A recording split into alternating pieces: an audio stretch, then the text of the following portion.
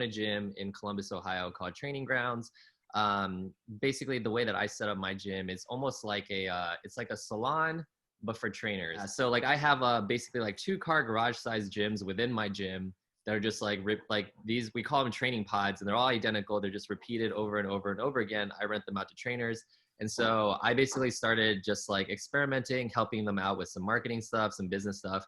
And lo and behold, for this was probably in the last 2 years or so, this turned into basically its own full-on mentorship / mastermind. And I became, without even realizing it, like almost like a business coach for like trainers and such.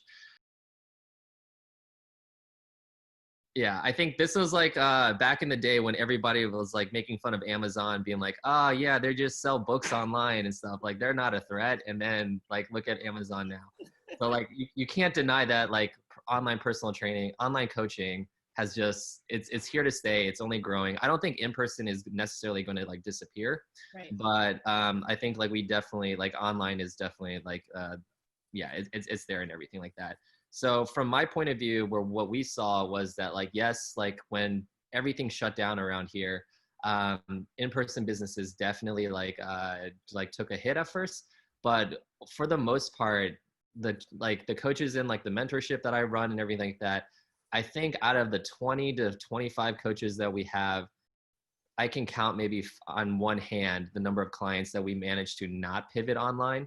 But at the same time, like something is always going to happen in our lives, whether it's like, you know, maybe like we got passed up for the promotion that we wanted at work, or maybe like, you know, a family emergency pops up, unexpected medical bills. So there's always reasons for people not to like, you know, go after like their fitness goals and such. So we always make it a point that it's not really like, no matter what life throws at us, you know, it doesn't matter how we do it. Like the important thing is that like we can always find a way. And so that's like the kind of thing that I've always preached to like our coaches to like emphasize. It doesn't matter if it's in person or it's online. If we're forced to go online, we're not just going to abandon like all of our, I don't know, all of our fitness habits, all of our healthy eating, just because like the way that we used to do it doesn't work anymore.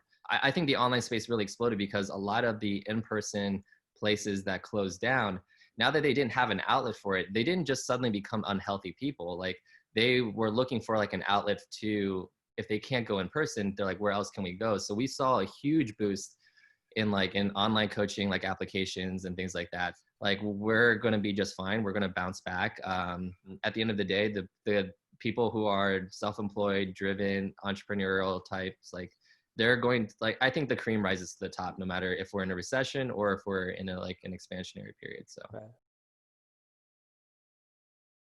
We've actually kind of like started focusing on creating more of a community. So for example, like one of the coaches I work with, Kaylin, she just had this great like $40,000 month last month during this whole thing as an online coach. When a new client, whenever she signs up a new client, she has created this amazing community where a new girl gets put into like their group chat, and then she gets bombarded with like 50 new messages of like, congrats, welcome to the squad, like you made the best decision ever, or something like that. So now Kaylin doesn't necessarily have to be the one all the time, you know, being leaned on, answering questions. Like anytime somebody has questions in there, like usually they'll ask a question in their group chat, and then like 4 or 5 other girls jump in and they're like super supportive, creating relationships, creating friendships. And then that's what really, I think, makes an online training platform so much more valuable. Yeah, but like number one, I think everyone needs like systems and the right business model. And I think like one of the things that people do wrong a lot is like they look to like the old way of doing things where it's like one-on-one personal training, one-on-one online training, and like that's not really scalable. You only have so much time in a day. Like doesn't matter if you're 6 figures or 2 figures, but like you want to start off running your business the right way. So I kind of, number one, I show them like the right business model that's not going to like soak up all their time, and that way they don't have to change it later on down the road. Number two is then like, well, once you have the right business model, then you just need to find the right lead generation strategy. People like, especially in the personal training space, people they want to work with a coach that they can most relate to. Pick somebody that you want to work with, talk about their pain points, and then we can find ways to like, how do we get you in front of them? You know, do we join certain Facebook groups? Do we partner with like other trainers? And then the third one is that we focus on is like is retention. Because I think like a lot of times, a lot of, especially in the online coaching space, in person, it's a lot easier when I can see you every week, we can build that rapport and their relationship. But a lot of the coaches, when they switch to online coaching, they somehow end up losing a lot of that. And that's where like the whole community comes in and stuff. So number one has been Kevin Hart's book is actually really good. So his autobiography, Life Lessons, I can't make this up, Life Lessons by Kevin Hart. I've never seen another book like kind of written this way. And I like reading stories. I'm not a big, I mean, like I read these sort of books, but they're not my favorite books to read when it's just like more like almost like a textbook. So this is more, this one was a little bit weird at first, but I really just embraced it.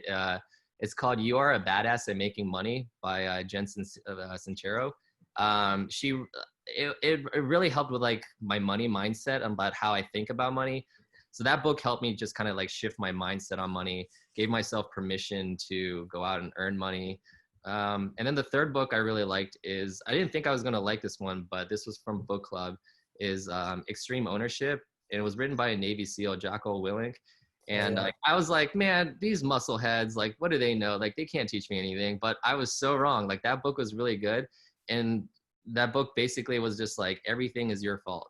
Yeah. And like, I really like the idea that like, I'm in complete control of not just my success, but my failures as well.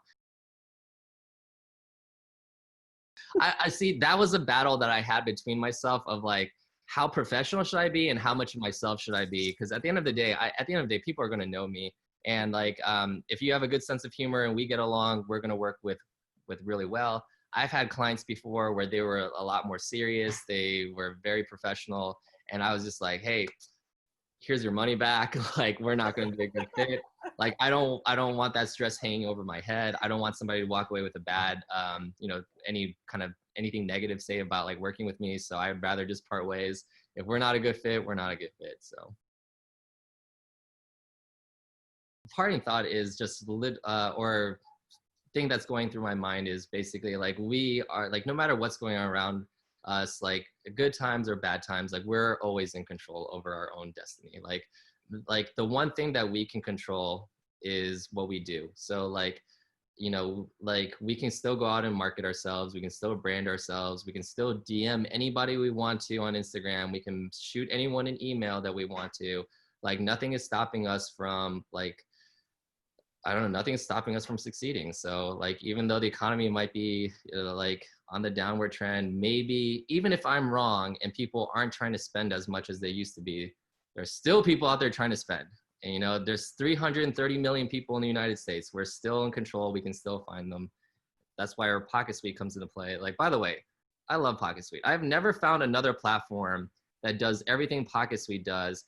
I don't want to say you guys should raise your prices, but it's only like $20 a month is kind of, I'm just like, man, contracts, your own business phone number. I'm like, recurring subscriptions, like automated text message. I'm like, if you were to piece each of these out, it's way more than $20.